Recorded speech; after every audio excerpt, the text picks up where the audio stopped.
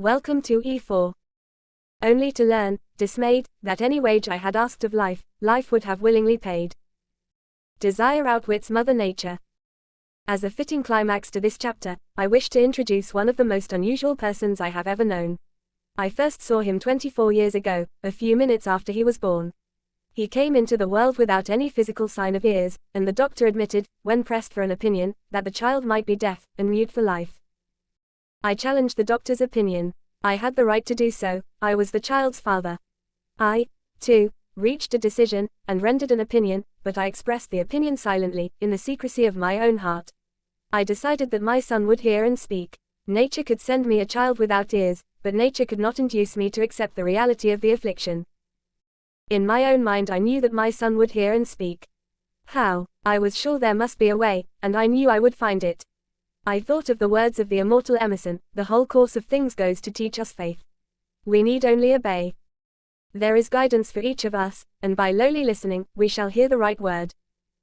The right word, desire. More than anything else, I desired that my son should not be a deaf mute. From that desire I never receded, not for a second. Many years previously, I had written, "Our only limitations are those we set up in our own minds." For the first time, I wondered if that statement were true. Lying on the bed in front of me was a newly born child, without the natural equipment of hearing. Even though he might hear and speak, he was obviously disfigured for life. Surely, this was a limitation which that child had not set up in his own mind.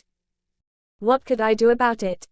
Somehow I would find a way to transplant into the child's mind my own burning desire for ways and means of conveying sound to his brain without the aid of ears. As soon as the child was old enough to cooperate, I would fill his mind so completely with a burning desire to hear, that nature would, by methods of her own, translate it into physical reality.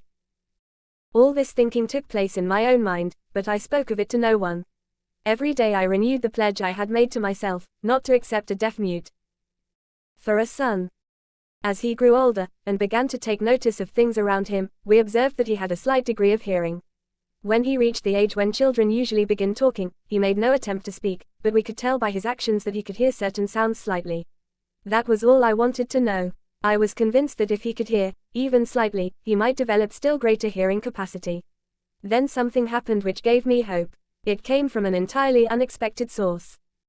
We bought a Victrola. When the child heard the music for the first time, he went into ecstasies, and promptly appropriated the machine. He soon showed a preference for certain records, among them, "It's a Long Way to Tipperary." On one occasion, he played that piece over and over, for almost 2 hours, standing in front of the Victrola, with his teeth clamped on the edge of the case. The significance of this self-formed habit of his did not become clear to us until years afterward, for we had never heard of the principle of bone conduction of sound at that time. Shortly after he appropriated the Victrola, I discovered that he could hear me quite clearly when I spoke with my lips touching his mastoid bone, or at the base of the brain. These discoveries placed in my possession the necessary media by which I began to translate into reality my burning desire to help my son develop hearing and speech. By that time he was making stabs at speaking certain words. The outlook was far from encouraging, but desire backed by faith knows no such word as impossible. Having determined that he could hear the sound of my voice plainly, I began, immediately, to transfer to his mind the desire to hear and speak. I soon discovered that the child enjoyed bedtime stories, so I went to work, creating stories designed to develop in him self-reliance, imagination, and a keen desire to hear and to be normal. There was one story in particular, which I emphasized by giving it some new and dramatic coloring each time it was told. It was designed to plant in his mind the thought that his affliction was not a liability, but an asset of great value. Despite the fact that all the philosophy I had examined clearly indicated that every adversity brings with it the seed of an equivalent advantage, I must confess that I had not the slightest idea how this affliction could ever become an asset.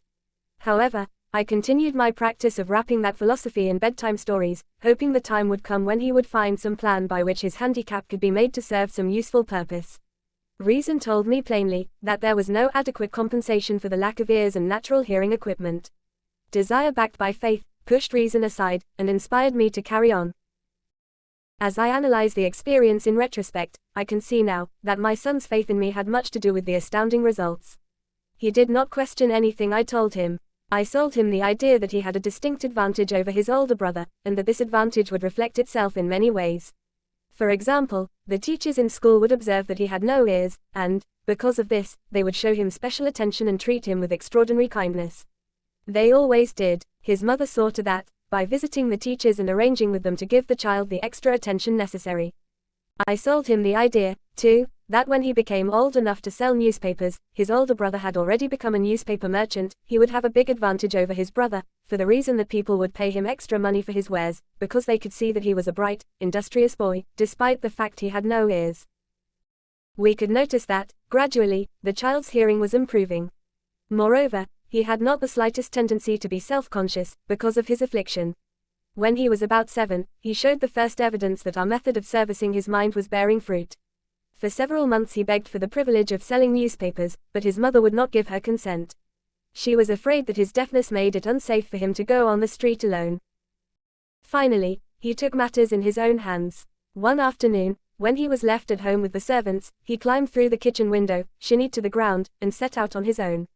He borrowed 6 cents in capital from the neighborhood shoemaker, invested it in papers, sold out, reinvested, and kept repeating until late in the evening.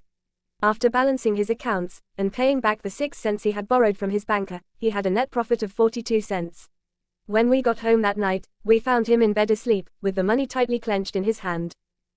E5 will be continued.